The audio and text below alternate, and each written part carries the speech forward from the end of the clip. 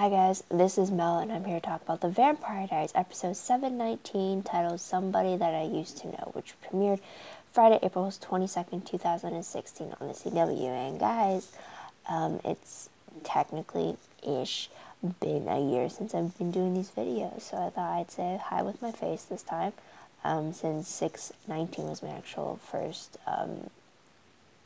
video I did for Vampire Diaries, so I figured 719, I'd say hello, so hello, but let's get right into it. No clock today because of the fact that I'm recording with my tablet.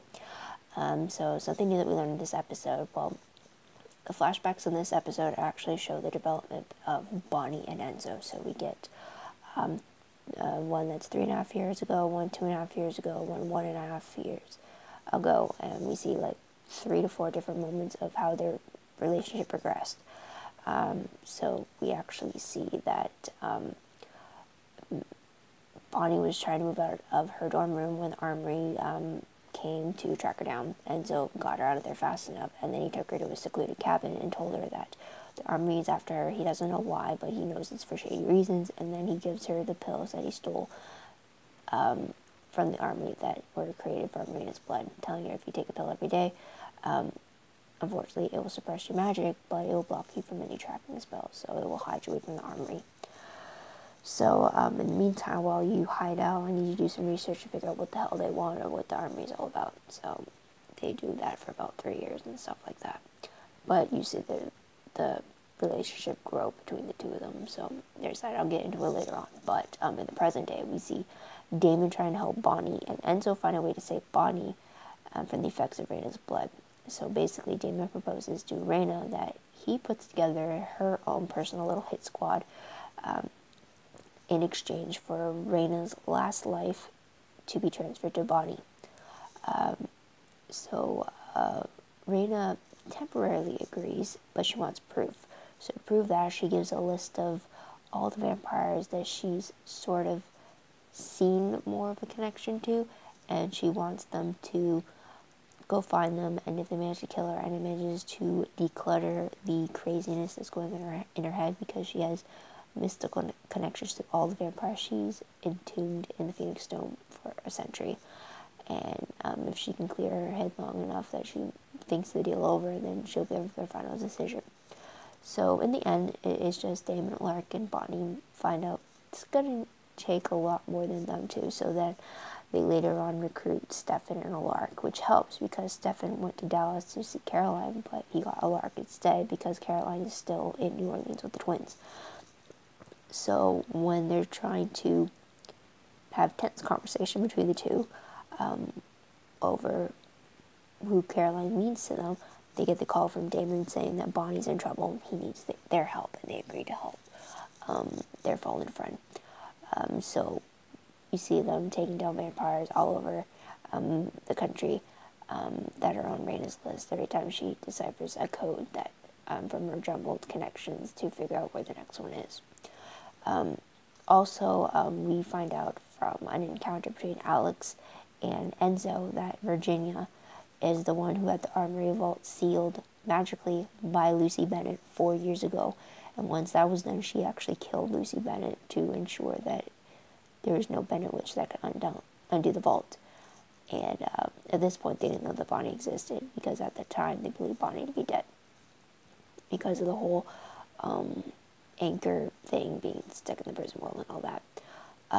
So we also learned that Alex claims that her other sister, Yvette, is actually trapped inside the vault. She was still inside it when Virginia had it magically sealed by Lucy, so Alex has been trying to get to Bonnie so that she can, so that's why she's crazy to find Bonnie. Also on a side note though, we find out, or Stefan figures out that Alaric and Caroline seem to have more of an arrangement than a relationship with each other. 2 separate bedrooms, and going to the Justice of the Peace to make it official on paper that they are a married couple. But before that, they've just been living in the same house, raising the twins together. And it appears that Alaric knows that Caroline doesn't love him, but he's trying to do everything he can to give her what she deserves. And So there's that. Most shocking moment of the episode, definitely relationship-wise, has to be the fact that Alaric and Caroline don't actually love each other, and yet they're engaged. I actually thought that within the last 3 years they managed to fall in love with each other, and they've gotten to the point where they wanted to get married, but it turns out that's not even it, so that's surprising in itself. So, yeah, there's that. Also, finding out that Alex's sister, Yvette, is trapped inside the vault, has been trapped for 4 years, so it's like, I don't buy it since Yvette is a human. There's no way she would have survived in a vault like that. We'll have to wait and see if that's actually any truth behind that or not. So, moving on to top 3 favorite moments. First moment has to be the montage that we got to see of Mirena's new personal hit squad, doing all the work and taking all the vampires that she sends them after. I really like that. I really like the different ways that each of the teams were able to dispose of the vampires. I thought it was pretty cool. It wasn't just, there wasn't a repeated way that we saw of them taking them out. So that was great. Another favorite moment has to be the development of Bonnie and Enzo. I absolutely love how happy they are together, how comfortable they are with each other. I really like that they were both able to find somebody like that with each other. I do have an issue with that though, and I will bring it up later on though. Last favorite moment though has to be Damon willing to do whatever it takes to save Bonnie. He's willing to kill whatever vampire he needs to in order to fulfill his deal to get Raina to cooperate so that she can help save Bonnie. So I really like that he's willing to do whatever it takes. If you remember back in season 1, he didn't even give a rat's ass about Bonnie, so it's like a long way has happened. Okay, so moving on to top 3 peeved moments. First one has to be the fact that Bonnie didn't read Damon's goodbye letter. I understand why she wouldn't. At least she didn't burn it up like Caroline did with Liz's letter. But it still bugs me that she hasn't read it. I feel like if she had read it, she might feel differently about what he did. Like, I get why she's angry at him, but for some reason there has to be something in that letter that would change perspectives for her for some reason. I don't know. It's just, I feel like 3 years, I would be tempted to read it if I still had it. Unless she destroyed it or threw it away, then, like, no problem. But if she still has it in her possessions, I feel like 3 years she had to be tempted to open it. So, there's that. Okay. Next peeved moment has to be the whole Stockholm Syndrome vibe that I kept getting from Bonnie and Enzo, especially in those flashback scenes. Like I said before, I love the relationship they have now, how happy they are, how comfortable they are with each other, how in love they are with each other. I love that about them. I do.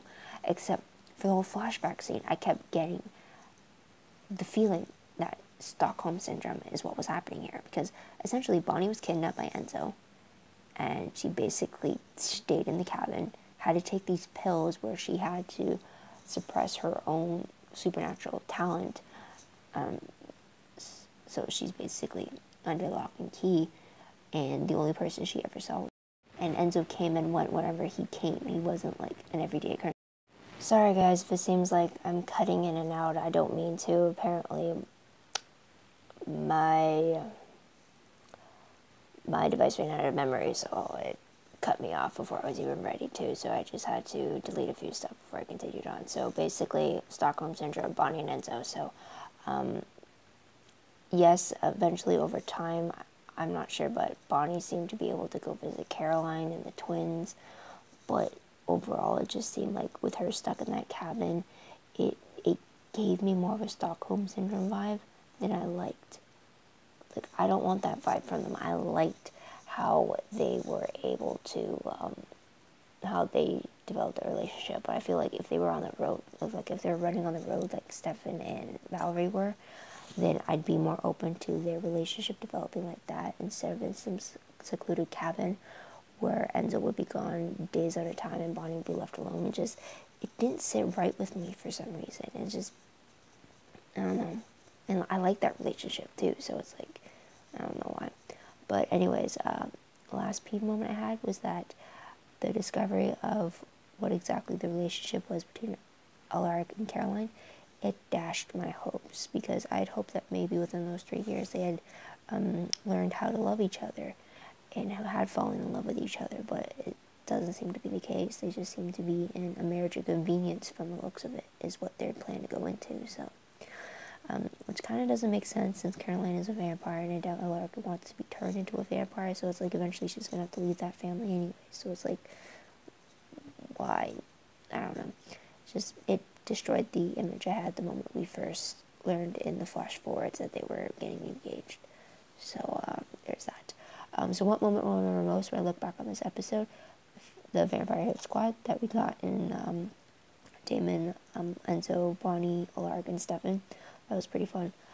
Also, all of the flashbacks between Bonnie and Enzo, just to see like the key milestone markers for them in those flashbacks, especially that New Year's one. That New Year's one was beautiful. I forgot to mention that one, but yeah. But moving on to random questions. First one, do you trust Alex's story about her sister being trapped inside the magically sealed armory vault? If you ask me, it kind of sounds like a repeat of the whole tomb storyline from season 1, when Damon was trying to get into the tomb to free Catherine, and a Bennett witch was needed to do it. This whole vault thing sounds a lot similar to that, so it's like, so I don't really know if I trust it. If that's the case, she might not even be in there, or she's dead because she's a human. So there's that. I don't trust it for sure. Next question. Did Caroline know that Stefan's life was tied to Reina's? So despite whether or not she was captured by the armory, his life was still dependent on Reina's survival. So it's not like he could have returned to Caroline after Reina's was captured, because he now had to worry about the fact that his life was tied to hers. So I'm wondering if Caroline knew that. I think she was only told that I'm under the impression from her reaction that she was only told that he had to be on the run from Reina. Because when Alaric said that when Reina was caught by the armory and Stefan didn't show up, it broke Caroline's heart. So I don't think either one of them knew that his life was tied to Reina's as well, and that's why he ran off, so that he could find a way to essentially find a way to untether himself to her. So I'm just wondering what exactly Caroline knows about the situation, and how much Stefan actually told her before he fell off the grid from her. So I'm thinking if she knew the whole story, then maybe she would react differently. I'm not saying that how she reacted in her anger isn't justified. It's just that I think if she knew the whole story, it would be a different reaction. Maybe. I don't know. She still would have stayed in Dallas for the twins for sure, but her response to all of it would have probably been different. Last question. While I love the relationship between Bonnie and Enzo, and saying it repeatedly for the last few minutes, has it not occurred to Bonnie that she essentially fell in love with her kidnapper? Or is there a thin line in the definition because of the fact that she was able to go see Caroline from time to time, or at least get photos from her about the twins and stuff like that? It's like, I don't know where the thin line would be. Like, sometimes they could cross and I wouldn't really care, and then there's other times it's like really nitpicky and it bugs me. So it's like, for this one, does Bonnie even realize the fact that people could see her relationship with Enzo starting off as a Stockholm Syndrome type thing? Or am I overreaching and just thinking of a peeve to name? What do you guys think? Let me know. But for the record, I do like the Bonnie and Enzo pairing. I have nothing against that. It's just the start of it is what I have an issue with. And that's pretty much it. So moving on to predictions. Based off the promo for the next episode, it looks like time is running out for Bonnie. Understandable. I think she has like a week left based off, since their first scab has shown on her hand. And it seems that Bonnie is brought to the vault, and it looks like she may lock others inside the vault after being forced to open it. AKA remember the tomb. I'm just saying. Based off the synopsis, though, for episode 720, it looks like everyone bands together to save Bonnie. We got Damon and Enzo teaming up. We got Stefan teaming up with Matt. Because of that, we find out why there's tension between the two of them. And then it seems that Alaric and Caroline are also stepping in as well for the team up. And it looks like Caroline is actually going to be missing. She's going to feel like she's missed this aspect of her supernatural life. So, an old nostalgic trip down memory lane, I guess you could say. So there's that. So like I said before, I think this whole Vault storyline is going to be parallel what happened with the tomb back in season 1. The promo seems to give off that vibe too. So there's that. Also, when it comes to Bonnie getting the last life of Reina Cruz's, I think it's only either going to be a temporary fix for Bonnie, and it'll slow down the effects of the blood suppressor pills, or whatever deal that Reina had with her being this unique huntress, I think that could easily be transferred to Bonnie, and she becomes the new Phoenix huntress that Reina was, taking on Reina's new life mission and such. Kind of like how with Bonnie in season 5, how when Amara's status was transferred into Bonnie, turning her into the new anchor to the other side. I think something like that is going to happen with Bonnie too. If she takes Reina's last knife, then I think she's going to take all that Phoenix stone and sword mission stuff with it as well. So there's that. It's definitely going to be a trade-off of some sort for Bonnie. It's not just going to be a simple fix for curing her. And also, in regards to Yvette, Alex's sister, I do not think she's the only one in the vault. If she does happen to be the only one in the vault, then I think whatever was so scary that was in the vault could be inside of her or possessing her. And then once she's out, then she's releasing it type thing. So there's that. So what do you guys think of the episode? What do you like about it? What do you think is going to happen next? Let me know in the comments below. I'd love to hear about it, as well as your own thoughts, theories, and predictions about the whole thing. Also, don't forget to like this video, subscribe to my channel, and check out my other videos if you haven't done so already. Also, if you want a more detailed recap of the episode, check out my live journal account. Link for that is down below. It's more of a detailed play-by-play of what happened in the episode, as well as my own thoughts during my first viewing of the episode, so you kind of get that. It's all color-coded and everything. I'm a little behind on reformatting those entries, but for this episode, it should be up already, so go have a look at that. Also, if you want more news about Vampire Diaries, whether that's promos, sneak peeks, gifs, synopses, quotes, stuff like that, check out my Tumblr page.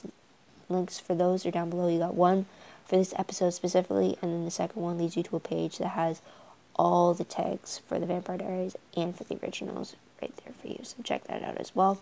Follow me there if you like the type of stuff I reblog for TV shows, or if there's another show I reblog that you like, then follow me for that too. It'd be fun. And that's about it. So thank you guys for watching. I truly appreciate it. So sorry for the delay. I think I mentioned before that I had to come home for the weekend and deal with a few things.